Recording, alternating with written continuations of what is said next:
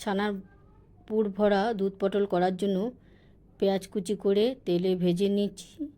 তারপর তাতে জিরে গুঁড়ো, ধনে গুঁড়ো, হলুদ গুঁড়ো আর কাশ্মীরি মির্চ দিয়ে ভালো করে নাড়িয়ে তার মধ্যে দিয়ে দিয়েছি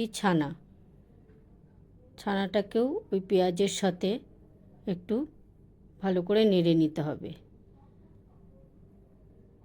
তারপর এর মধ্যে দিয়ে দিতে হবে পরিমাণ মতো নুন, আর দিয়ে দিয়েছি খানিকটা বেসন, আর এতে লঙ্কা বাটাও দিয়েছি, কাঁচা লঙ্কা বাটা দিয়ে ভালো করে পুরটাকে মিশিয়ে নিয়েছি।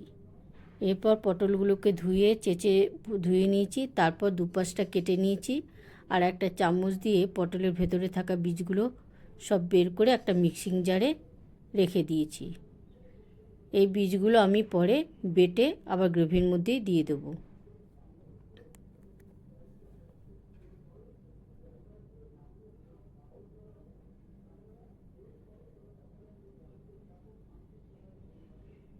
দুপাশটা এরকম করে কেটে নিলে তাহলে পুরটা ভাজার সময় বাইরে বেরিয়ে যাবে না। তারপর ওই পুরটা পটলের ভেতর একে একে সব কটার মধ্যে ঢুকিয়ে নিয়েছি।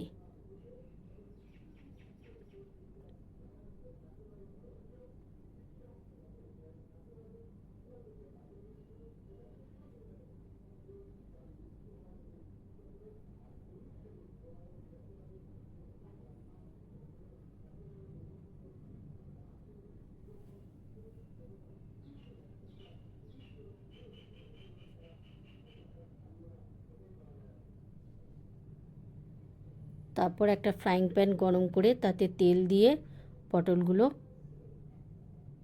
ভেজে নিয়েছি। একটা ঢাকনা দিয়ে ভেজে নিতে হবে যাতে সেদ্ধ হয়ে যায়। তারপর একটা কড়াই গরম করে তাতে সাদা জিরে, এলাচ আর দারচিনি, একটা তেজপাতা দিয়ে ভালো করে ভেজে ফোড়নের গন্ধটা বেরোলে তখন তার মধ্যে দিয়ে দিয়েছি আদা, কাঁচা লঙ্কা আর পেঁয়াজ বাটা।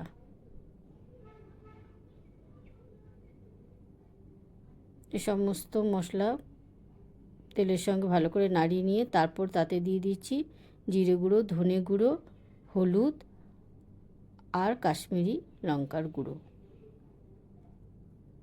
এগুলো একটু জল দিয়ে ভালো করে কষিয়ে নিয়েছি।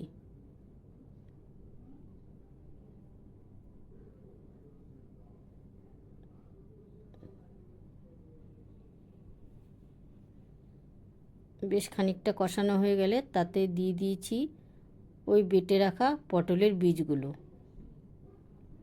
তারপরে সমস্ত মশলার সঙ্গে ভালো করে কষিয়ে নিয়ে তাতে ভেজে রাখা পটলগুলো দিয়ে এই মশলার সাথে সমস্ত মশলাটা পটলের সাথে মিশিয়ে নিয়েছি।